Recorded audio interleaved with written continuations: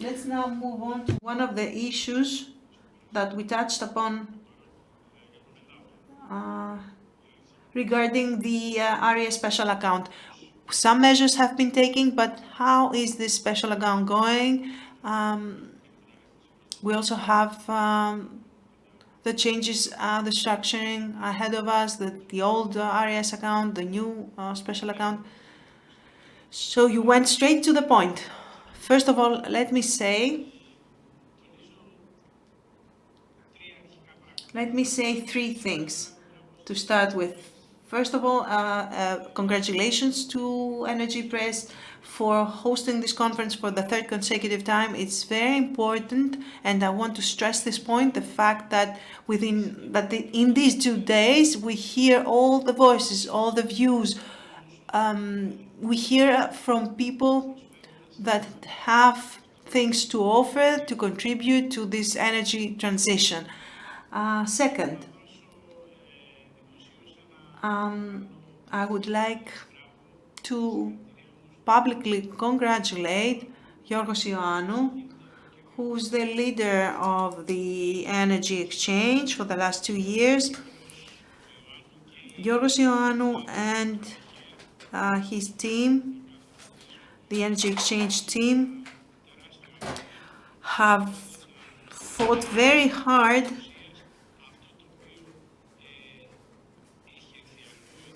to bring to Greece something that was already present elsewhere in the world, this reality, this actual operation of the market, because the market operation in essence is what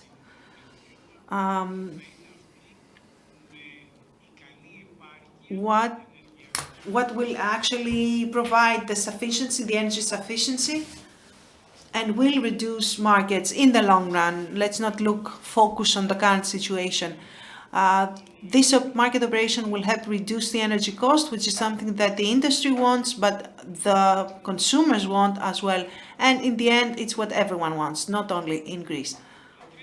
The third thing that I want to say to starting remark is I want to thank you on behalf of the Renewable Energy Sources and Guarantees of Origin operator. We want to thank the government for the recent assignment to ΔΑΠΕΕΠ to manage the Energy Transition Fund. That's very important because this fund will support the energy transition in total, which is not a small thing. We will see it becoming even greater in the future. The fact that this energy transition becomes the same with the management of RES, which is what we do at ΔΑΠΕΕΠ.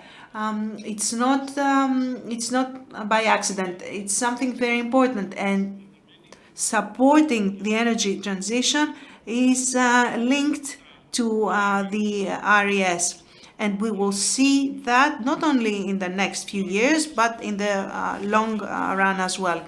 Now, to talk about the issues that you mentioned, a lot is being said about the RES special account, and I have next to me great colleagues and friends.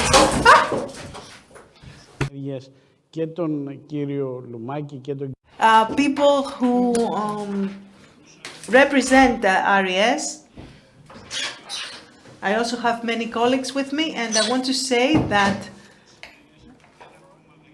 in the next few days we are going to conclude another bulletin. It's a matter of the last hours to have the bulletin for June and July.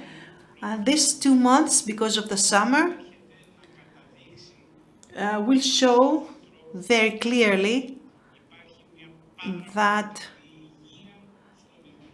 the RES special account is very, very robust and healthy.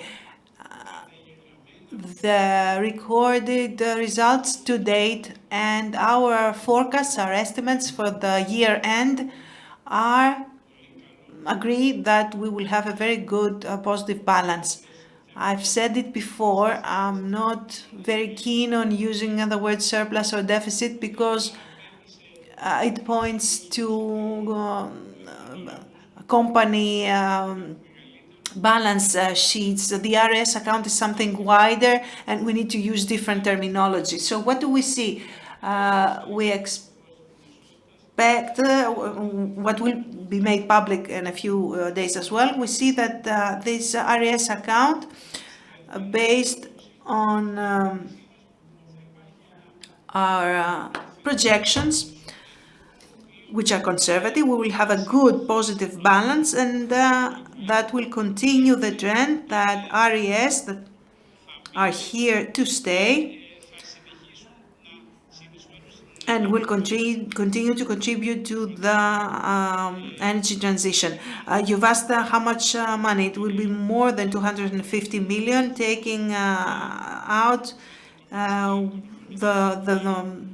below for the 70 million euro, and also including all the contributions from the guarantees of the producers, from the fees for the green diesel, which is something that we expect to be legislated and used.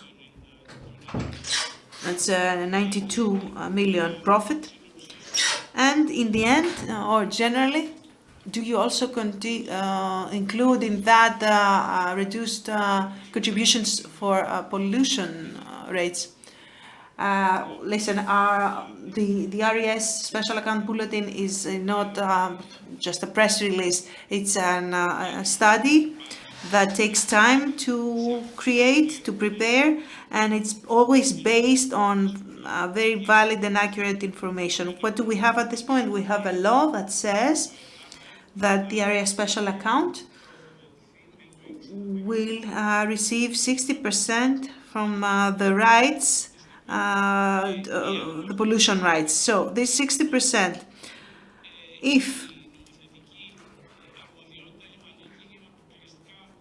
we have a law, and this law will come from the government or from the parliament, they are to decide about that. So if they decide that this 60% becomes 50%, or maybe 65% becomes 78%, if there are such changes and decisions, we are going to adapt our figures. But we have a surplus which is sufficient to